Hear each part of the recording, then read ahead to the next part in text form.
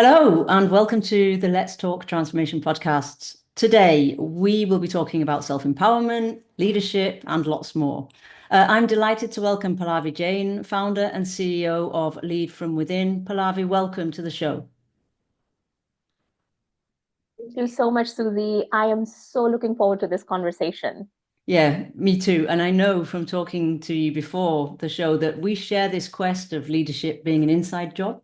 And I know that you have created support and learning for people and leaders looking to lead with more impact and about the power of multiplying this approach and creative collective impact through scaling this leadership being an inside job. But before we go there, can we start with your story, Pallavi? Can you tell us a little bit about you and what inspired you to focus on leading from within more particularly? Absolutely. Absolutely. Like you said, I'm the CEO and founder of the Lead From Within program. My organization is Pallavi Leadership Group. And before that, I have had 20 years of HR leadership experience working with, different people, different locations, industry, job levels. As I was doing that, I was also the social and emotional intelligence coach, where I did a lot of coaching for individuals and executives in pursuing self-mastery. Okay. And then 8 years ago, I basically embarked on my own journey of self-transformation, where I gained valuable insights and developed tools to help others lead from within, distilling years of experience into hopefully powerful, actionable strategies, or basically why then I founded Lead From Within, which is a self-leadership program, Mm-hmm. if that makes sense. Mm. But basically, throughout my journey, it was clear to me that all of us, including me, were in this hustle culture, often lost and Yeah. look for empowerment and success out there for inner joy and fulfillment. Mm. That is the bottom line, right? But when I pursued this journey for myself, Mm. I found out that all the answers I needed were within me, not in the outward things that I kept running after. Mm. Sounds too simple, but And it's then true. I started reading. Exactly. And then, as I started reading, researching, I was truly fascinated with the neuroscience and this inner technology. And it is amazing how much there is to know that we don't know. Mm. Totally, totally. And what what I realized was that my inner experience was creating my outside experience, like how we are wired, our self-dialogue, why we struggle getting along with certain people sometimes. And I started applying, creating frameworks to translate this knowledge that I was gaining into daily actions Mm. that honestly changed my personal and professional life, including my relationships. It Mm. made me more joyful, gain inner clarity, more efficient, while building much stronger connections with others. Mm. And yeah. That's where the passion came, that now I wanted to share that with the world and, to get them real tools for a change that actually works. And that's how Leap From Within was born. Mm. And it's about connecting to your purpose, isn't it? And finding the joy in what you do. And I think to come back to your discussion around the hustle culture, which we're all in, that's very short-termist. And if I look at the uncertainty of the world today and how fast it's moving, we all need a longer term lens, which of course will allow things to evolve. And therefore we need to sort of stop hustling a little bit. So can I ask you two questions around? I know your program emphasizes self-leadership, Pallavi. So, how do you define self-leadership? I'm going to put it in inverted commas as a concept, and why is it crucial for you in today's organizations? Absolutely. So, my understanding of self leadership is your ability to first have inner clarity of who you are, Mm. what's important to you, and why. And then having the conviction and motivation to intentionally guide yourself from within without any need of an external force. Basically, you are on self start Hmm. and you're aware that your life is your making. And it's not simply a skill, it is a journey, I believe, that begins with that self discovery and inner growth. Mm. And that's kind of what we do in my program. We emphasize and help leaders be intentional about how they lead others with empathy and clarity, but we get there by first creating a strong foundation of inner science and understanding who they are, how they work, connect within to create inner joy and clarity for themselves first. Because when you take care of yourself first, you serve others better. And Totally.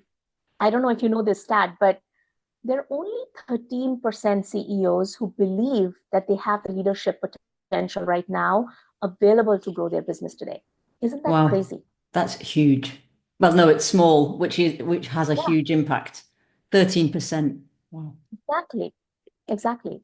Okay. And I think that get better when we have these empowered leaders who are not busy blaming others, not busy finding for faulting someone or the system or someone else, but actually taking the ownership and responsibility for crafting their own life first, making themselves more joyful and successful, and so they can actually inspire and lead others do the same.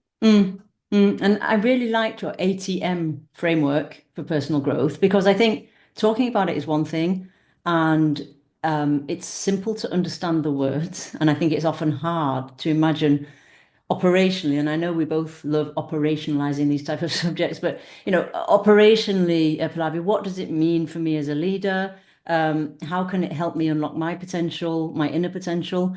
So could you elaborate a little bit on that for us?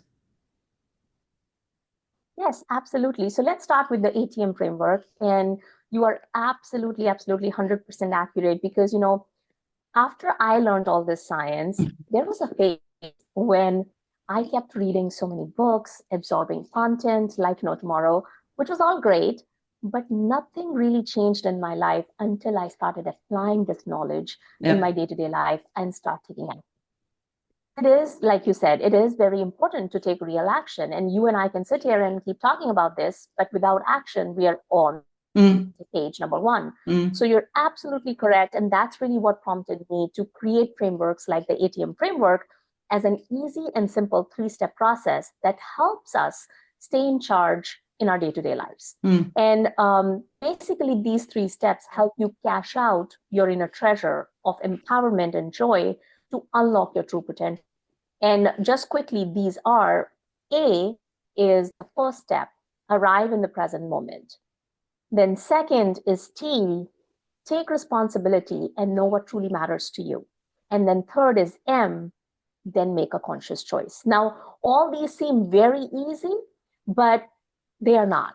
And I think the first step is the most critical. So when we are doing our workshops, when we're doing our things, when we learn all the science and everything, then there comes a part where now I'm teaching them how to apply this consistently in their day-to-day lives.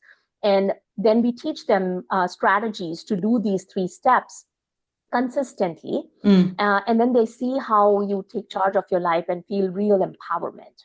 You can take any example, like a challenging situation in your life, and apply these three steps. It helps you. What it does, it helps you break your automatic response that is Yeah. programmed in your brain and your subconscious and your body, Yeah. and which is why you keep doing it unconsciously. And a lot of our actions happen in this mode. So, you say to yourself, I'm going to check my phone.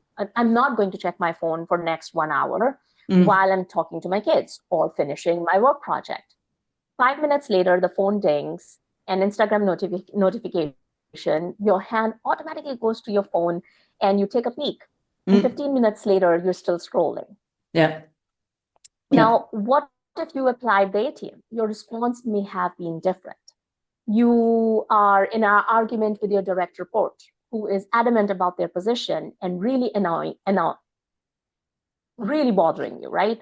Now, if you apply the ATM, you pause, you arrive in the present moment, took responsibility about how you want to respond, and ask yourself what really matters here. Is me being right more important, or getting this project done is what truly matters in this moment? And then you make a conscious choice accordingly. You see, it takes you out of all the ways or patterns of responding and creating same situations and results for you.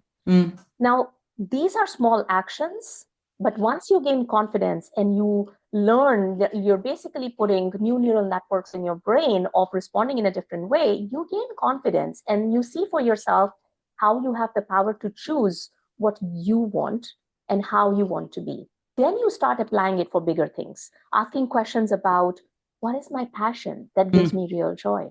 How many times are we really intentional about our life? But I believe we need to be. Totally. And You know, it's so about that's changing really what habits. the ATM framework is about. It's about changing habits, It's though, isn't it? basically personal growth and taking. It is. It could be applied. That's one facet of it. It could be applied to changing habits, but it's basically telling you that you are fully empowered to do what you want to do, really. The problem is our self-dialogue. The problem is our automatic responses, where we keep giving ourselves excuses for not doing certain things in our lives. And then we feel that we are stuck. So it's really about self-empowerment and self-leadership, where, see, if things are going the way you want them to be, then you're happy. You're not happy when something is happening around you, or something that you believe is happening around you that's not to your liking.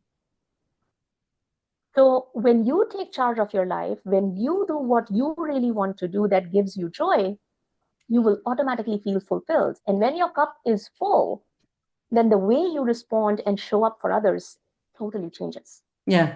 And I think then your cup is full of the right things, because I think we have a lot of leaders, and we all have examples of when our cups are full of things that don't bring us joy, because the cup is still full, isn't it? But the joy isn't there.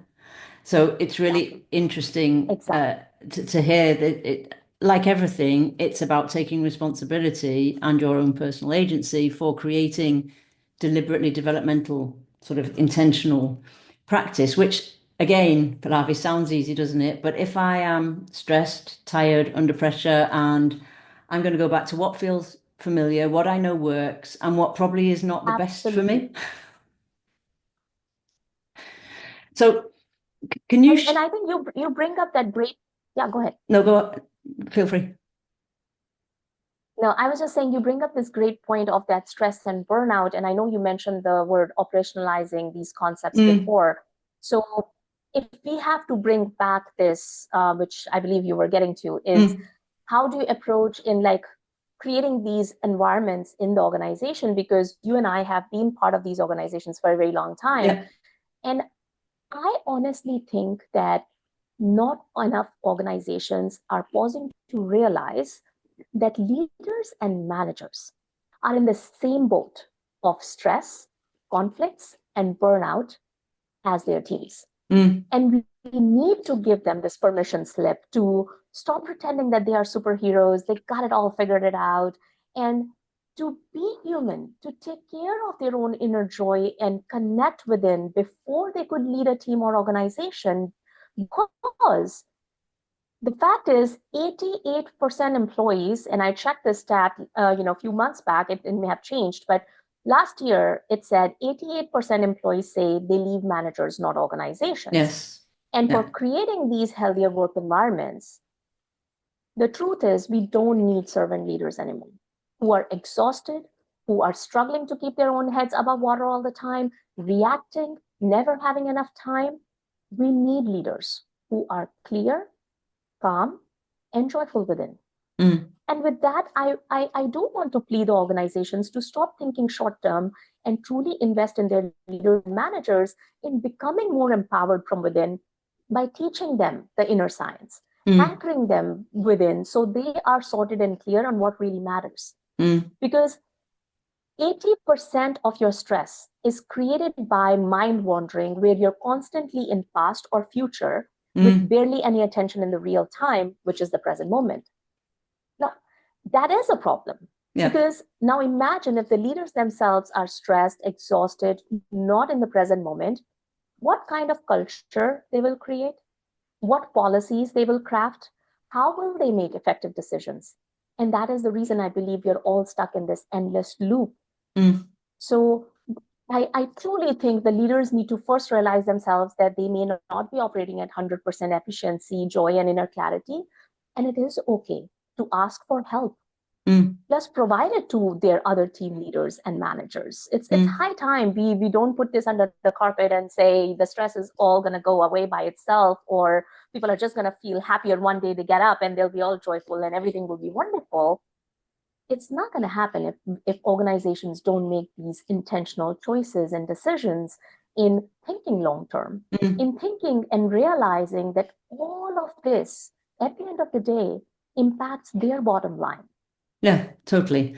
And I think well, it's back to your digital example of our attention is stolen by so many different distractions. And I think also we're seeing the gap that still exists between, I'm going to call it old ways of working, Pallavi, and old ways of doing strategy, like yearly basis, quarterly review, when actually we need to be looking at something more adaptive. But today we are imposing adaptive on a structure and a culture that isn't adaptive. So no wonder people are feeling so overwhelmed. And if we're on 24/7 already from a sort of digital point of view. So can you share examples for us of how these practices have led to transformative outcomes for leaders or teams that you've worked with? Because again, our discussion sounds simple and the words, it is simple science, but it's hard to operationalize and make into a habit, isn't it? Absolutely. And it takes time. Yeah. It takes consistent action. It takes that intention that comes from within you. Nobody else can push you on this in Yeah. becoming, a conscious leader or being Mm, more empathetic to your team. But some of the things that I have noticed and that has come to me through leading this program through various organizations. Number one, when leaders go through this program, they realized that they were their own roadblocks to their success and how they were creating more stress for themselves. mm, So, it's very easy. A lot of our stress that we create these days are things that are not in our control. And we have just created this habit of blaming it, being upset about it. And it really gives you this power to break out of that thinking and really take charge of your life and focus on what actually matters. mm, So that's one. Now, many managers realized that they didn't need more hours in the day, but needed more intention in their activities. And then they find themselves more productive and effective because, like I said, we do spend a lot of our time these days because of that hustle culture, because of comparison, mm, because of, oh, so and so person is doing so much in social media, and then we keep start rushing after that. We lose track of who we are and what is our goal? What do I want to do? And once you help and you understand who you are, it really helps you anchor and really focus on what truly you want to do in your life, which opens up a lot of hours in your day because then you're intentional about your choices, you prioritize accordingly. And mm, then some leaders have also reported back that their personal relationships improved, because of which they were much more patient, mm. empathetic, and joyful at work. Because, we are a sum total of everything that is happening around Yeah, us. And totally. relationship Mm. is the third leg. It Yes. is the third leg of the triangle of resilience and well being. Right? So it matters what kind of relationships you foster at work and at home. And lastly, on an organizational level, if I have to pick one thing, the number one thing that people have gone back to me or reported back was that after going through this program, their employees felt that organizations actually valued them and invested in them. And we worked with certain organizations, team dynamic challenges, which were resolved to some extent. But of course, that takes some time. So Mm, after the initial session, we are still working on some of that journey. mm, But it was really satisfying to see the overwhelming positive response of the people who have gone through this program. mm. And I'm really interested in how they enacted that cultural shift because everything you say is a legacy of the industrialized system we work in today, isn't it? So compete and compare. Who's the best? Whose team is the best? Who can get it done the fastest? Who can do more with less, etc., etc.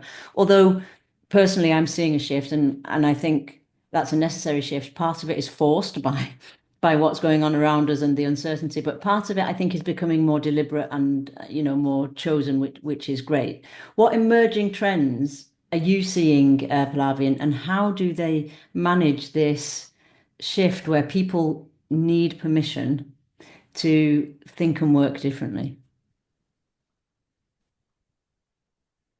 It is about the choices that people have realized, and you're absolutely right. It's about all the amazing work that's already happening. There are a lot of amazing people Mm, out there like you and several other who are leading and trying to revolutionize even workplace wellness as a major goal, mm, which is not just wellness perks, but honest conversations around how to make work more joyful, creative, and a welcoming space where people collaborate. So definitely all of that helps. And within the program, I do think, some organizations that I have worked with, they have made a conscious decision of doing this program for all their managers and leaders across the organization. mm. So everybody's on the same page.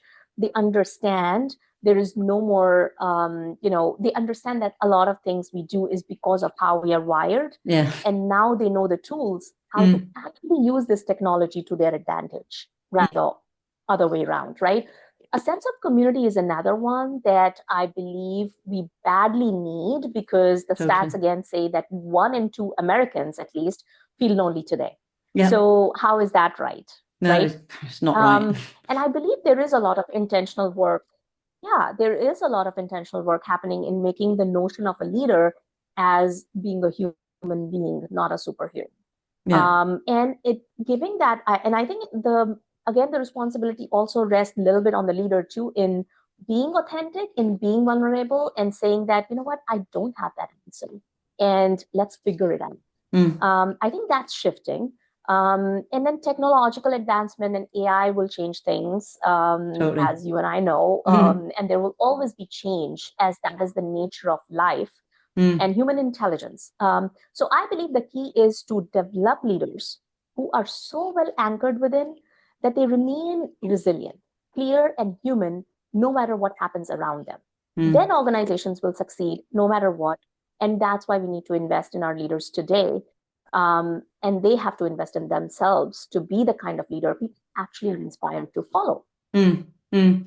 And I think it's those two subjects, isn't it? It's coming from a place of meaning, but also creating human connection, like you say, and these powerful coalitions or powerful communities that can work across teams of teams or ecosystems and that can essentially help to create through viral change, if you like, these different pockets of people having a different way of being before they have a different way of doing and thinking. But this scaling question is one of the questions I get asked the most regularly is how can you scale, let's call it collective agency, because that would be our ambition, I think, if I put my words on it. How can you help leaders scale that, Pallavi?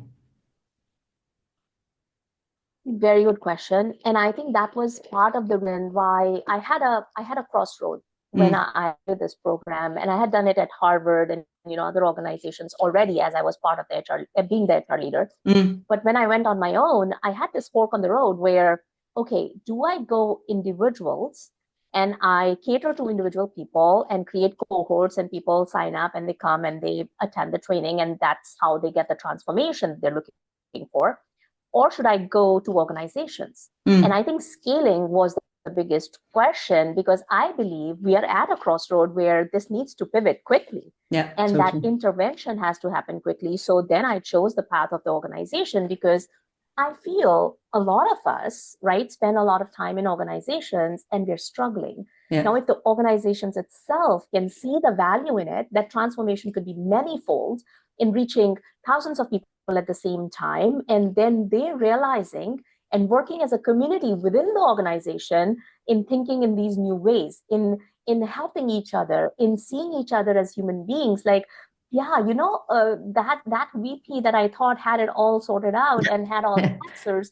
Well, he's human too, and he has had the same issues like I have, Mm, and that creates those authentic connections because there is no more a layer of how you want people to see you. You are yeah, who you are, yeah, and there yeah. is there is beauty to that. Oh, totally, totally. And I think there's a huge key to unlocking potential on the one hand and changing this boxed in definition of talent because I think we miss talent with the definition of talent, if you know what I mean. And I think that's part of the HR functions reinvention in terms of their role in the organization, and as we get more cross-functional, how do you see HR's role changing in this? Because, I spend my life, and I know we agree on this subject of it isn't just a HR subject, leadership, culture, well-being. So, but yet it still gets relegated to HR quite a lot. Oh, that's HR's issue. Oh, that's HR's issue. So what is your vision, if you like, Pallavi, for the HR function as we move into 2026, 2027? That's a very good question and very near and dear to my heart, actually. I was just having a conversation with one of the HR groups here in DC. And, the honest truth is HR and, people in legal profession, they are truly exhausted and burnt out. Yeah. And with all these changes that are happening and everything gets just pivoted to them and figure it out, and then they don't get the support they actually need to making those changes happen, it is very disappointing. And so I truly think, and that I was discussing with this HR group, and we may actually be rolling out a program soon just for HR professionals, because I think HR people also need that community of each other and actually lead from within for themselves first, because they are so exhausted and they're not able to actually show up what they signed up for being in the HR profession, right? All our HR leaders, there is a reason why we got into HR, because we love people. We love helping and serving others in a way, not in a cliche way, but that's who we are, right? Not the people behind the desk just sitting and doing our thing. So if you are so exhausted, if somebody's coming to you, you're not able to give your 100%. And that's why you're not even doing justice to your role. So it is high time also for HR professionals first to take responsibility and step back and say, you know what, my own cup is empty. I need to refill this. I need to find my purpose again. I need to find my passion again, why I'm here. And I have seen that shift in my conversations with leaders. Once I did that for myself, the conviction with what I went to the leadership team after that and say, no, we need this. And this is the reason, and this is the research behind it, and this is how I want to implement these changes. The clarity you get of what really matters, I think it's something to, speak volumes. So I truly think that HR professions first need to take responsibility for taking care and actually start leading from within and understanding their inner passion and clarity and joy. Plus, organizations need to understand at the same time that it's not just an HR's job. Culture, and I have, advocated all my life as I was in these organizations that culture is not made by HR. Culture is made by people. And by giving people responsibility, you have to also give them some authority. Yeah. And I think that's where the problem lies. Like, you want them to do the right thing, but you still want to keep all the, decision making to you. That trust has to be there in the organization for the community to come together. And I think when leaders show their human side, when they show empathy, when they say that I'm one of you and I don't have all the answers, they will be surprised to see how the community actually comes together and help them. Yeah. But like you say, you've got to let it happen, haven't you? So you've got to let go enough so that things can emerge and that people can make collective decisions, which, as you said earlier, takes a longer time than me just taking a decision on my own and imposing it on everybody, thinking it's probably the best idea, probably being the word that's the most dangerous. But, if you reflect on your journey, what's the most transformative thing that you've done, Pallavi, in your journey of self-leadership? Because I think it's really, really interesting to see everybody has one of those big, big light bulb activities, moments, scenarios where you had to reinvent or something shifted. Yeah.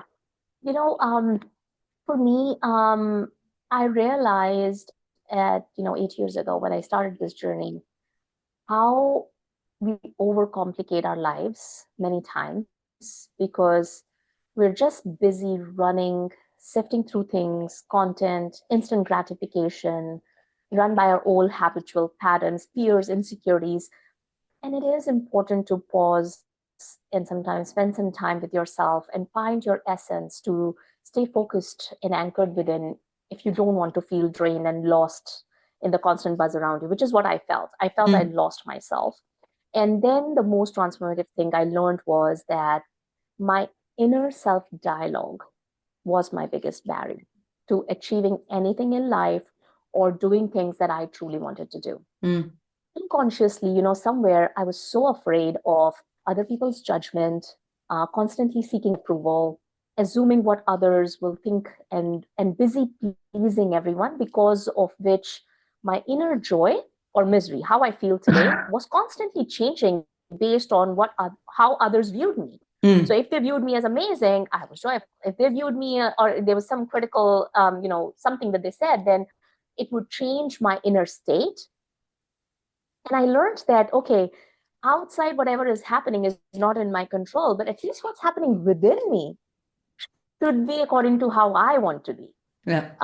And that's what I learned with this work. It helped me realize that I was doing that, all of this, I was doing it to myself. No one else was responsible. And most importantly, that by using my inner technology now to my advantage, now that I know how my brain works, what's really happening, why am I behaving a certain way, it gives me a lot of power to actually use that technology to my advantage. And that I have the power to choose who I want to be and create the life that I want to be. So that was very empowering for me. And I am still on that journey, still learning my pitfalls and things that I can do better. But yeah, that has been really transformative. And I think we all learn every day, don't we? Because we're not a finished product. That's the whole point, is we're learning all the time. But what did that, well, two questions about that, Pallavi. One, were you surprised that it was inner technology, the answer? And two, what does that change now in the way you show up as a leader? Yes, both really good questions. I was really amazed. I Okay. would not say extent, yeah, surprised too. I was totally amazed. Like, why do our education system don't teach us how our Totally. brain works, how our body responds? Like, this is the basic fundamental thing. Yeah. We have this most complex machine and we don't know how it works. No. How No. sad is that? And having two kids of my own, that's the other where this passion is coming from. That I'm like, you know what? I don't want my kids to unlearn and then relearn again after 40 years what I did. So that was very, very fascinating to me. And it's still, there's just so much. And I keep reading, I keep learning.